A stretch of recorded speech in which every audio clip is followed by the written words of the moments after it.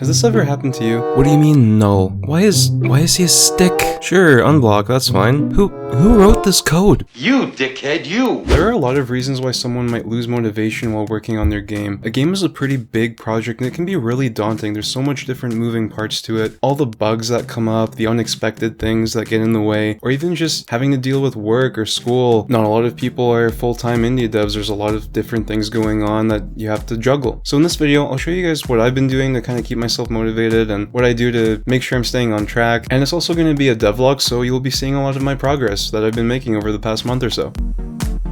For those of you who are new to the channel, my name is Andre and I've been working on this fantasy immersive sim project called Tempered Flames with a heavy emphasis on story. As you might imagine, it's a really big project and it will take a lot of work to get this game done, and you better believe that there have been times where I've just lost motivation to work on it. For those of you who have been keeping up to date with my devlogs, you know that I like to release development builds every once in a while. I've only done one so far just because things have gotten a little daunting. You know, my project is quite big and I've wanted to implement the combat and like a lightning ability, which you've seen in other videos, but I wanted to put it into the combat system. So yeah, it's been a lot of work and like I haven't been seeing much results and it's been draining on my motivation. And so the obvious solution for staying motivated for something like that is just make a simpler game, right? That's what everyone says, and I think it is the best advice that you could possibly do. All you should do is just make games in like 1 to 3 months and sell them on Steam. You know, make $1,000 off of them or something. I really can't stress how important it is to make small games. And if you're anything like me, you've already heard all about that. You know, small games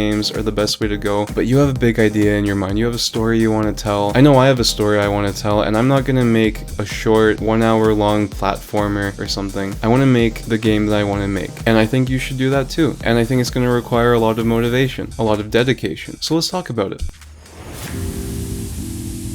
So the more I work on this game, the more I realize that I have to make a lot of cuts. A game project like this is never going to turn out exactly how you pictured it at first, and that's okay. But for this video, I was hoping to get a lot more done than I did, but what I ended up deciding is that I would finish the combat. So I broke that down into a few smaller chunks, which consisted of, first of all, creating a sword for the player to use, which was a lot of fun to model one morning before work, and second of all, to create the first-person animations for the player. And since I already had the animations for the enemy ready, this also helped to break things down even further and to make things a little interesting for development. But even that wasn't without its problems. So it's really important when working on your game that you split up your tasks into smaller tasks that are more manageable to work with. So for example, for the next development build, I was hoping to get dialogue, I wanted to do polish and just make things nicer. And so I set those things aside because I knew that I had to really narrow my focus if I wanted to get anything done. So narrowing it down was really important. It's also really important to set precise deadlines for yourself. So for me, I do the devlogs every 2 weeks, which I've missed, but overall it keeps me on track and makes sure that I'm doing what I'm supposed to be doing. So when you've broken up the tasks and you set deadlines for yourself, you can very clearly see if you're done. You can check your progress and be like, okay, did I finish my goal for this week or for these 2 weeks or for this month or whatever? Did I do it or did I not do it? And then you can adjust. You can be like, okay, well, I overscoped. Another thing is if you're too focused on the same thing, or if you've been doing the same thing for so long that you're just bored of it, like you've been maybe programming for too long, you have a lot of opportunities to not just do one field, right? You have visual effects, you have shaders, you have modeling, level design. There's so many different things that you can do, right? And it'll help your overall process and you'll just become a better game developer, right? So if you're too focused on one thing, too bored of one thing, there's nothing wrong with taking a break to do something else. So the best thing to do is to plan a 2-week process and set like 3 goals for yourself on a few different fields, right? So let's say I'm gonna do one programming thing, I'm gonna implement one ability, I'm gonna make a new particle effect, and I'm gonna make some animations for my enemy or something. That's basically what I did, right? I said I'm gonna make combat, I'm gonna do some enemy animations, player animations, and then that's it, which is already a lot. That's already a lot in itself, and that's why it's been taking me so long. So I overscoped a little bit and I can adjust for next time,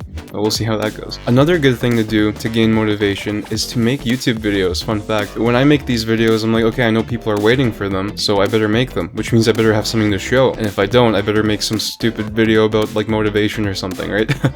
Yeah, so if you find this helpful, then leaving a like would be awesome, and if you don't want to miss an episode, smash subscribe and ring that notification bell, because I do work pretty hard on these and it does help keep me motivated too. And if you take inspiration from this and you want to start your own videos, let me know in the comments and I will be more than happy to support your work as well.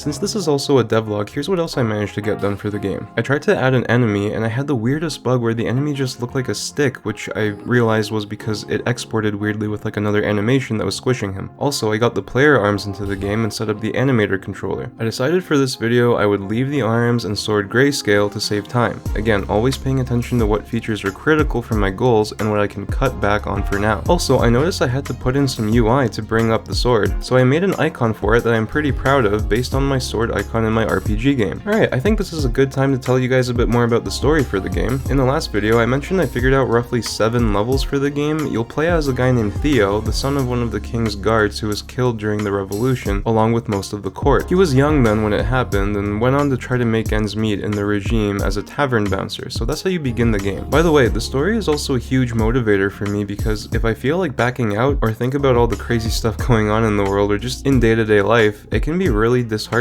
but having that story as the backbone, I remember the reason why I need to make this game, so I would encourage all of you to make storytelling an important part of your games as well. As I said in Devlog 3, you encounter an elf woman being attacked by renegade thugs, who you can learn more about in the last video. Theo learns that she was carrying valuable magic stones that the thugs stole, and it's your job to figure out what their plans are. First, you find a scholar who has been working on the magic stones to get your first power, the electricity ability, and then from there you get 3 options. 1. Find the renegade's base. 2. Check with the elves at their embassy, since the elf woman can't trust anyone. Or 3. Check with the Parliament faction, since she was supposed to be mediating between them and the elves. At each of these locations you will receive another power, and you can tackle them in any order you choose. Let me know down in the comments what cool rewards I could give the player for multiple playthroughs with different abilities. This could make for some really interesting level design. Yeah, I'm gonna have to interrupt you right there, bud. See, no offense, but people don't really care about your story. They want to know about how to stay motivated making their game. So, okay, first things first here, something that you can do is you can try to wake up earlier. They say people are more motivated early in the morning. I do think it works. So what you can do is you can set your alarm, make sure you wake up, drink a lot of water when you wake up, do some exercise, go for a walk or something, pray, have some coffee, bam, you're done. Once you do that, work for 25 minutes, take a break for 5 minutes, rinse, repeat. You're gonna be super motivated like you wouldn't believe. Check out this video wherever I put it to learn more about that. It's pretty interesting. Alright. Oh, sorry, did you think this was a sponsorship? Well, I mean, I guess I can do product placement. I wrote this. I don't make money off of it. Alright, well that was something. I don't want to reveal too much about the story too quickly anyway, but I will add that once the player goes to all 3 of those locations, he will learn some interesting clues revealing potential secrets being kept by the elf woman, which may or may not alter his perception of her motives. One other thing I wanted to mention is that in between these missions, the player will have the option of visiting an old, seemingly abandoned church with one priest still taking care of it. This priest might offer some additional information to help the player make sense of the deeper plots lurking behind the scenes, especially in the realm of the supernatural and preternatural battles going on where ordinary people can't see them. This will also play a huge part in the story overall. Alright, before wrapping up, let me show you what the combat animations look like in-game. I'm actually really proud of them. So we have the enemy following you, and you can attack him and block and all that, raise and lower your sword in the menu, and of course there are a lot of things we need to iron out, but I think it looks pretty great so far. Alright, well that's everything for this video. Thanks so much for watching, and if you enjoyed it, please drop a like. It really does help, and if you don't want to miss an episode, I got tons of stuff coming up with new devlogs with big progress, so make sure you smash that subscribe button and hit the notification bell. Devlog 3 got a lot of views, so thanks for everyone who came on board, and you know, it's fantastic because we got to 100 subs, so that's awesome. Sorry there's no new build this time around. That is going to be coming up soon. I've got big plans for that. It's going to be pretty interesting. I'm going to be talking about that in the next devlog, so you'll definitely want to stay tuned for that. So yeah, if you have any suggestions for the game, you know, feel free to keep on testing the build that is out there, and I'd love to hear your thoughts. Post a comment telling me what you think should be added to the game or maybe fixed, especially in terms of design, not bugs. I know the bugs. Design is what I need help with. I do reply to every single comment, and pretty quickly. I took a bit of a break for this devlog. It did take me a little while to get out, but we're returning back to regular schedule. So in the meantime, check out my other videos. I got a lot of great devlogs out there. Until then, see you in 2 weeks, and God bless.